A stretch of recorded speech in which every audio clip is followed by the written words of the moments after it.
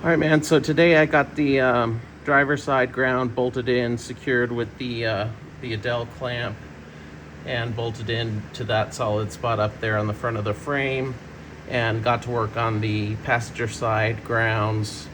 I did end up running just a single small gauge wire off of the engine block and to up front to the same kind of general area I did on the driver's side, but on the passenger side, because we did have some pretty important grounds coming off of some of these cables. We had the engine cooling fan that was grounded, and then there was another ground coming off of one of the positive leads. I believe it was for the HVAC blower or ignition coils or injectors, something like that.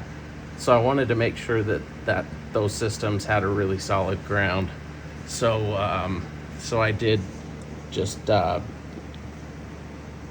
make the mounting points, and I'm letting the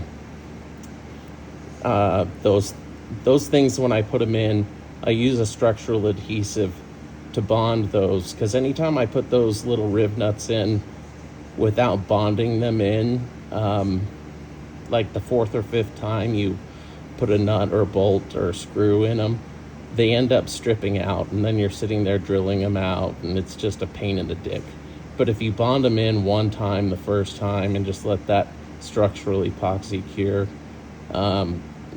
you're just never going to have a problem. But anyways, so single post ground terminal, accessible anytime you need to add something, add a ground. This is solid because it's, I ran from the engine block to the chassis rail, and then from the chassis rail to this terminal. So we've got solid ground there, and then this bolt goes all the way down, then your first ground, then another bolt, so on and so forth. So anyways, enough of that. I did not ever catch, for some reason, when these guys installed this return line for the power steering pump, that they used one of those push lock AN style fittings. And I noticed today when I was working around it, and I felt another little leaky leak. Let me zoom out so I had to wipe my eye, because anytime I work under this car, I always end up getting oil in my eye for some reason. This car's cursing me for some reason. So hold on just a second. Oh, fuck. Okay, so anyways. So push lock AN 90-degree fitting coming off of the steering rack. And then that goes around to those weak ass little clamps, whatever, to the magnifying filter. Great for fresh installs. I don't have any issues with them doing that, because it gets all the last little gook and bullshit from the installation. Once cars run 500 miles, whatever, pull that shit out.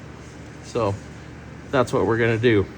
And then we'll just make proper hoses. I've got everything I need to do that.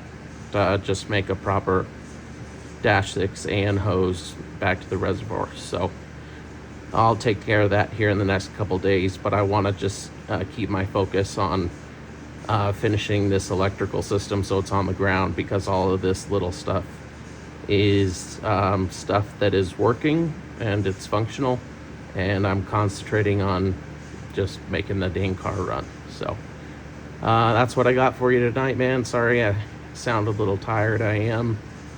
This little rib thing has really kicked my butt, so it's been a little tough to sleep. So I'm just pushing through it, because I got to get shit done. So one last thing because I just saw it, I want to show you this fuse box and why I've been ordering terminals, which you'll see the charges for shortly, which not bad. The terminals are like 50 cents a piece.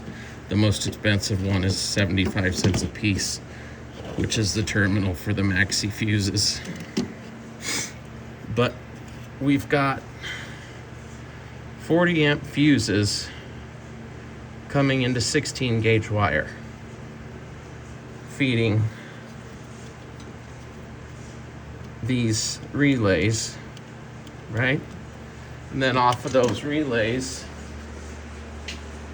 oh, of course I moved my box. I am some kind of fucking special. Anyways, then out of those relays, right? Let's see, where's the second one? All right, here's the second relay. Oh, I've already depinned it. All right, where's the first one?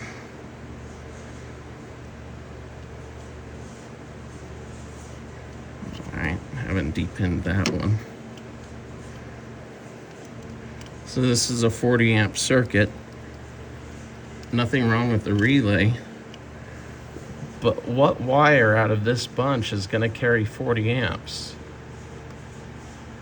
So, anyways, so either the circuit doesn't need 40 amps, so we need to look into it and fix the fuse. But things like the fuel pump, which is one of the fuses, and the cooling fan, which is the other fuse, might justify 40 amps. So we're just gonna look into that a little bit further. But I ordered 6 of the Maxi Fuse terminals. 1 are all on a bus bar, which is this side here, so we don't mess with that side. It's on this bus bar, which is the main power in, which feeds all these circuits.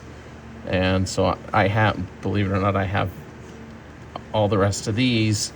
I just didn't have the MetraPAK Tangless 800 series for the Maxi Fuses, and I didn't have the MetraPAK Tangless 280 for this style of fuse box. I have the MetraPAK 280 with tangs for the connectors, but not for the fuse boxes, which I could just jam in there and make work, but I was not of the mind to do that for, you know, a couple dollars terminal.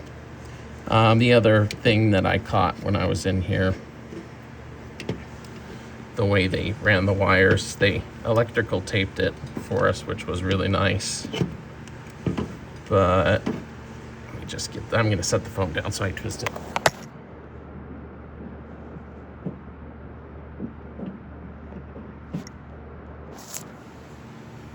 The way they had this wire, focus please. The way they had the wire tucked in,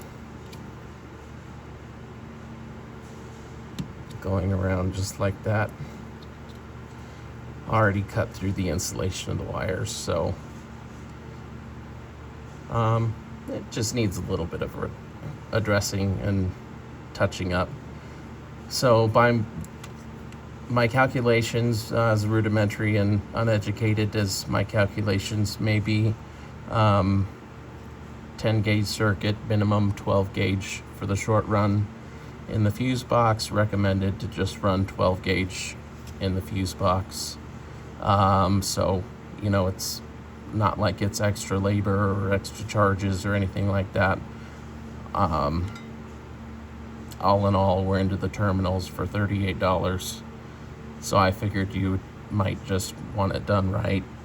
Terminals aren't going to be here for a while, so it's been running fine as is for this long. When the terminals get here, we can look at fixing it. So this is another little problem area that I located.